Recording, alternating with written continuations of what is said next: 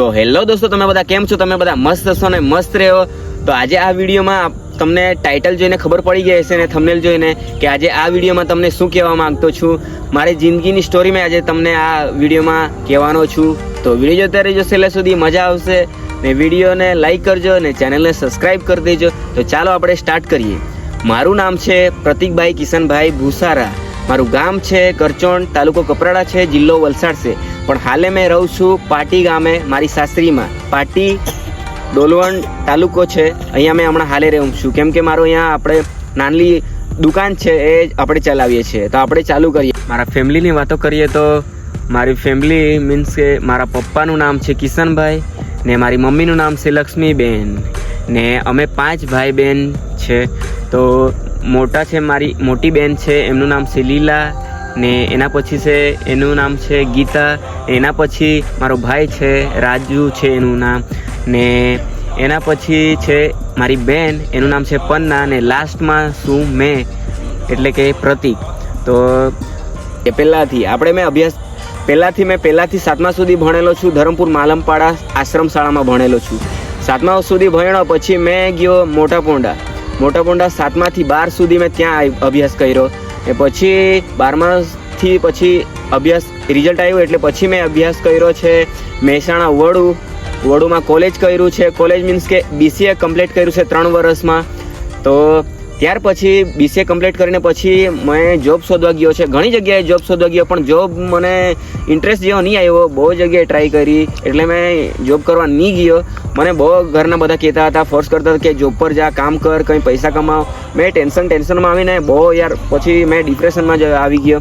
પણ જોબ પર નહીં ગયો. પછી મેં BA કરવા સારું ધરમપુર ફોર્મ ભર્યું. ફર્સ્ટ યર માટે ફોર્મ ભર્યું, ધરમપુર ગયો. ધરમપુર કોલેજ કર્યું 3 વર્ષમાં. ત્યાં પણ બહુ મજા આવી. ડાંગી નૃત્ય અને બધા ઘણી જગ્યાએ નાચવા અમે ગયા. તો કોલેજમાં મને મળી મારી લાઈફ પાર્ટનર સોનુ. મને બહુ જ સપોર્ટ કર્યો ભણવામાંથી માંડીને. કોલેજમાં મને બહુ જ સપોર્ટ કર્યો. એસાઇનમેન્ટ બી લખવા માટે એને મેં આપતો હતો ને એ બી લખીને લાવતી હતી ને કોલેજમાં એન્જોય કર્યો, ઘણો બધો એન્જોય કર્યો. ને પછી કોલેજ કમ્પ્લીટ કરીને ગ્રેજ્યુએશન કમ્પ્લીટ કરીને પછી મેં MAમાં ફોર્મ ભર્યું પણ મેં 1 વર્ષ ગયો પછી મેં ડ્રોપ કરી દીધું. પછી ઇન્ટરેસ્ટ નહીં હતો એટલે પછી જોબ કંઈ કરવાનું.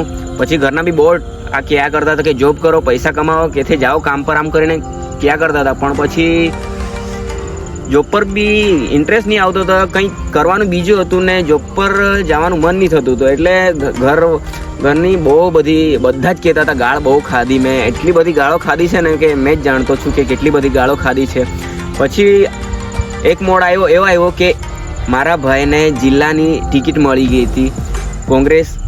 કોંગ્રેસમાં ટિકિટ મળેલી હતી.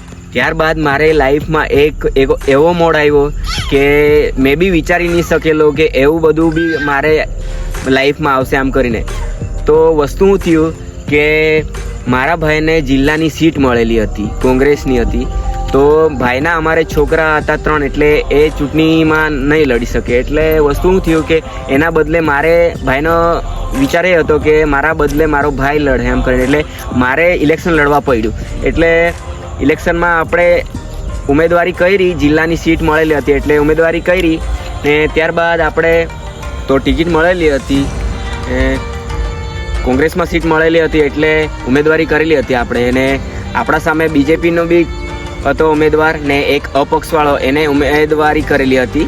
તો આપણે કોંગ્રેસમાં ઉમેદવારી કરેલી હતી એટલે આપણે 1900 વોટથી હારી ગયા. તો ચાલનો મન દુઃખ તો કંઈ નહીં, પણ આપણાને શીખવા મળ્યું કે લોકો કેવા છે આ જમાનામાં, કે લોકોને પૈસા જે હોય ને, પૈસા આપે ને એ જ એ લોકોને આ છે એમ કે જે પૈસા આપશે એ લોકોને જ પાર્ટી ખેંચી દો. એટલે આપણે ત્યાં હારી ગયા છે.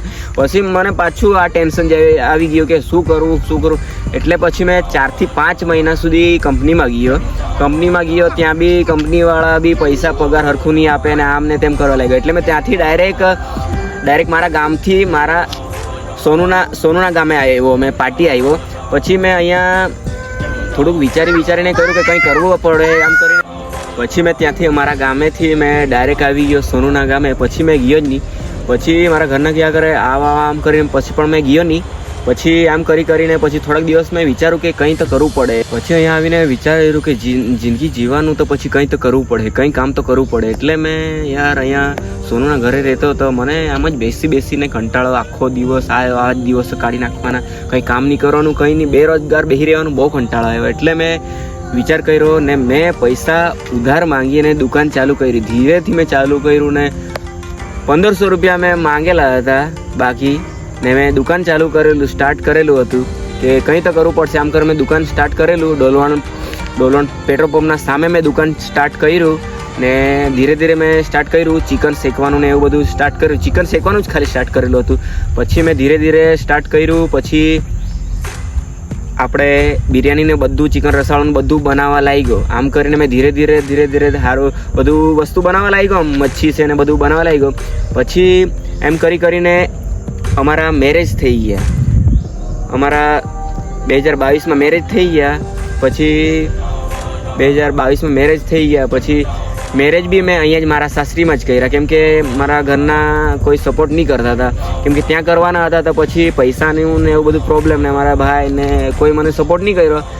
તો છતાં બી મેં અહીંયા જેટલું મેનેજ થયું પૈસાનું તેમ કરીને મેં અહીંયા ગમે તેમ કરીને મેરેજ કરી લીધા અમે અહીંયા સાસરીમાં જ. ને પછી મારા મમ્મી ને પપ્પા લોકોને એમ આવેલા, મારા થોડા ઘણા સગા સંબંધી લોકો આવેલા અમારા ગામેથી, ને અમારા ભાઈ ને ભાભી લોકો એ લોકો તો નહીં આવેલા. તો બી આપણે મન દુઃખ તો નહીં, થોડુંક મન દુઃખ તો થયું જ કે આવતે તો સારું. આમ કરીને મેં રડતો હતો, પણ તો બી યાર મમ્મી પપ્પા લોકો આવી ગયા એ બહુ મોટી વાત હતી મારા માટે. એટલે મેં ખુશ બી હતો ને દુઃખી બી હતો આમ કરીને. એટલે ચાલો કંઈ નહીં, જે થયું તે થયું, સારા માટે થયું. ખર્ચો બી બચી ગયો, કેમ કે આપણે ત્યાંથી કરતે મારે જાન લઈને આવવા પડતે ને આમ કરવા પડતે, તેમાં ખર્ચો વધી જતો. તેના કરતાં આપણે જે થયું તે સારું થયું આમ કરીને થયું. પછી 1 વર્ષ પછી આપણે 1-1.5 વર્ષ પછી અમારા લાઈફમાં આવ્યો અમારો છોકરો, એટલે કે તકસીલ ગુડ્ડો અમારા લાઈફમાં આવ્યો. પછી હવે તો 2 વર્ષ થઈ જવાના તકસુના. એટલે એવું બધું ચાલ્યા કરતું છે ને યુટ્યુબ ચેનલ ને એમ બધું ચાલ્યા કરતું છે. આપણે હવે ને કરતા આપણે શું છે, હવે હાલે તો આપણે દુકાન જ ચાલ્યા કરતું છે એમ કરે. એના પર સારું આપણું ચાલ્યા કરે. તો આપણે સપનાની વાતો કરીએ તો ઘણા બધા મારા સપના છે કે મેં બી એક સારું મકાન બનાવું, પાકું મકાન બનાવું, કે સારું એક સારી મોટી એક ગાડી લઈ લઈએ. મમ્મી પપ્પા લોકોને, સાસુ સસરાને, મારા વાઈફને, મારા પોયરાને ફરાવવા માટે લઈ જામ, સારી જગ્યાએ બતાવું, સારી જગ્યાએ. એ બધા ઘણા બધા મારા સપના છે. પણ હવે સપના માટે આપણે પૈસા કમાવીને એ બધું વસ્તુ હાસિલ કરવું પડે. ઈમાનદારીથી પૈસા કમાવીને આ વસ્તુ લેવું પડે. નસીબમાં હશે તો આપણે આ વસ્તુ બધી આપણા પાસે આવશે. ધીરજ રાખવી પડશે. એટલે વસ્તુ મહેનત તો ચાલુ છે. આપણે એવું નથી કે કામ નથી કરતા, આપણે મહેનત ચાલુ છે. એવું નથી કે કામ નથી, કે કંઈ નથી બેસી રહ્યા છે. કામ ચાલુ છે, કે આપણે કામ કરતા છે. તો આપણા આ સપના બી પૂરા થશે. આ બધાના સપના હોય, તમારા બી સપના કંઈ હશે કે આ વસ્તુ કરવાનું, કે આ થાય તો સારું આમ કરીને. તો તમારા બી સપના હશે મિત્રો, તો બધાના સપના પૂરા થાય. ડોલોણ પાટીકુવામાં આવીને મને યાર ફ્રેન્ડ સર્કલ બી એટલું બધું વધી ગયા ને બધા લોકો બી એટલા સારા કે મને અહીંયા એટલું બધું ફાવી ગયું ને કે મારું ગામ બી મને યાદ નહીં આવતું હતું. એટલું બધું મને ફાવી ગયું છે અહીંયા રહેવા માટે. એટલે મેં બધા મિત્રો છે કે ગમે તે રમત રમવાનું હોય, કે ગમે તે એમાં સપોર્ટ કરવાનો હોય, કે અમારા બધા જ મિત્રો પાર્ટીના હોય કે પછી ડોલોણના ગમે તે મિત્રો જે હોય તે બહુ જ સપોર્ટ કરતા. સપોર્ટ મીન્સ કે આપણે ફ્રેન્ડ બહુ સારા છે મિત્ર. ને અમારા ગામના બી બહુ ઘણા મિત્ર બી એટલા બધા છે આપણા, કે કોઈ બી આપણે મુશ્કેલી કંઈ સમય હોય તો કંઈ સપોર્ટ મીન્સ કે કંઈ આપણે જરૂર હોય તે વસ્તુ આપણાને પૂરી કરે એવા છે આપણા ફ્રેન્ડ લોકો બી. એટલે એ લોકોને બી આપણે દિલથી આપણે દોસ્તાર લોકો, આઈ લવ યુ દોસ્તાર લોકો. એટલે તમારા માટે દોસ્તાર, બધા આપણા દોસ્તાર મિત્રો તમારા માટે આઈ લવ યુ દોસ્તો તમારા માટે. તો આપણે બહુ જ એમ મને અહીંયા પાર્ટીમાં ગમે છે. એટલે આપણી લાઈફની સ્ટોરી મેં તમને બતાવી દીધી છે કે એવી રીતના મારા હાથે આ બધું ઘટેલું છે. હજુ તો બહુ એટલી બધી ડિટેલમાં મેં કહેવા જવા તો પછી લાંબો વિડીયો થઈ જશે, એટલે પછી મજા નહીં આવશે. ને એક વસ્તુ મેં ભૂલી ગયો, ને મારો જે નાનલો દોસ્ત છે એને આપણે ભૂલી ગયા છે, એને આપણે યાદ કરી લઈએ. જે મારો મિત્ર છે અંશુ છે, એ અમારા સાથે મેં જ્યારથી અહીંયા આવેલો છું ત્યારથી મારા સાથે એને એટલો ફરાવેલો છું. ને મારું બી એમ એટલે એવું થાય કે ગમે ત્યાં જવાનું હોય તો અંશુ આપણે સાથે મારા સાથે રહેવો જોઈએ, અમારા સાથે રહેવો જોઈએ. મારા સાથે અમે સોનુને એમ કેથી બી ફરવા જઈએ તો અમારા સાથે અંશુ રહેવો જ જોઈએ એમ કરીને, કેમ કે અંશુ માટે કંઈ આપણે લાગણી કંઈ અલગ જ હતી એમ કરીને. એટલે અંશુ માટે આપણે બહુ લાગણી વધારે છે એમ કરીને. ને ગમે હમણાં બી આપણે હાલે બી એવું જ છે એમ, અંશુને આપણે યાદ કર્યા વગર રહે જ નહીં. ગમે ત્યાં જવાનું હોય અંશુ આપણાને યાદ આવી જાય કે અંશુને લઈ જવા પડે એમ કરીને. ને હાલે આપણે દુકાન હમણાં દુકાન ચાલુ જ છે અને બસ જિંદગી ચાલ્યા કરતી છે. યુટ્યુબ પર વિડીયો બંને એવા બધા બનાવ્યા કરતા છે ને સપોર્ટ કરતા રહેજો. ને વ્લોગ ગમે તો મજા આવશે તો વિડીયોને લાઈક કરજો અને ચેનલ સબસ્ક્રાઈબ કરી દેજો. તો મળીએ આપણે બીજા નેક્સ્ટ વ્લોગમાં.